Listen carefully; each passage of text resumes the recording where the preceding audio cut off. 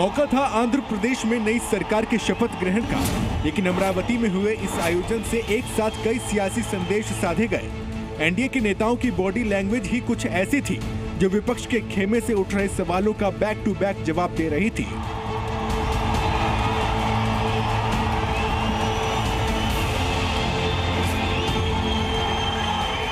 कार्यक्रम की शुरुआत में चंद्रबाबू नायडू पीएम मोदी और राज्यपाल का अभिवादन करते हैं।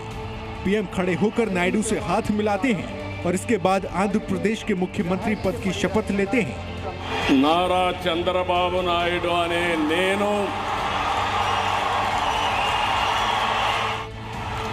शपथ ग्रहण के बाद चंद्रबाबू नायडू फिर प्रधानमंत्री नरेंद्र मोदी के पास लौटकर उन्हें गुलदस्ता भेंट करते हैं। कुछ बातें करते हुए उनके पांव छूने की कोशिश करते हैं, लेकिन पीएम मोदी झट से उन्हें गले लगा लेते हैं।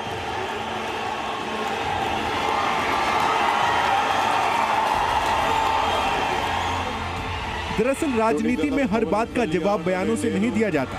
सही समय पर ऐसी तस्वीरें भी वो काम कर जाती हैं जो तीखे से तीखा जवानी प्रहार नहीं कर सकता। आज अमरावती से चली इन तस्वीरों ने दिल्ली, पटना और लखनऊ में बैठे इंडी गठबंधन के नेताओं के लिए यही काम किया।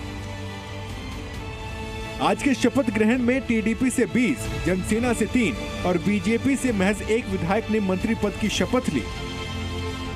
बीजेपी कोटे से शपथ लेने वाले विधायक की संख्या भले ही 1 हो, लेकिन पीएम मोदी के उत्साह का मीटर पूरे 100% पार था। कार्यक्रम के दौरान पीएम मोदी चंद्रबाबू नायडू और पवन कल्याण के साथ बातें करते और मुस्कुराते हुए भी नजर आए।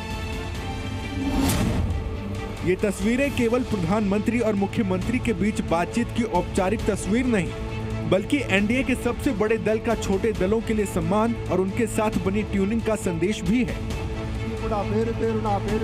एक मौका ऐसा भी आता है जब पीएम मोदी पूरे गर्मजोशी के साथ चिरंजीवी और पवन कल्याण को एक साथ लेकर आते हैं। सुपरस्टार रजनीकांत से बातें करते हैं। इस कार्यक्रम के जरिए केवल बीजेपी और टीडीपी की एकजुटता नहीं, बल्कि एनडीए के बाकी दलों के साथ कोऑर्डिनेशन की भी मैसेजिंग करने की कोशिश की गई। कार्यक्रम में शिवसेना से एकनाथ शिंदे, एनसीपी अजित पवार गुट से प्रफुल्ल पटेल, एलजेपी से चिराग पासवान, बीजेपी के राष्ट्रीय अध्यक्ष जेपी नड्डा, केंद्रीय मंत्री अमित शाह और नितिन गडकरी, राष्ट्रीय महामंत्री बीएल संतोष, केरल में बीजेपी का खाता खोलने वाले सुरेश गोपी भी मंच पर मौजूद रहे।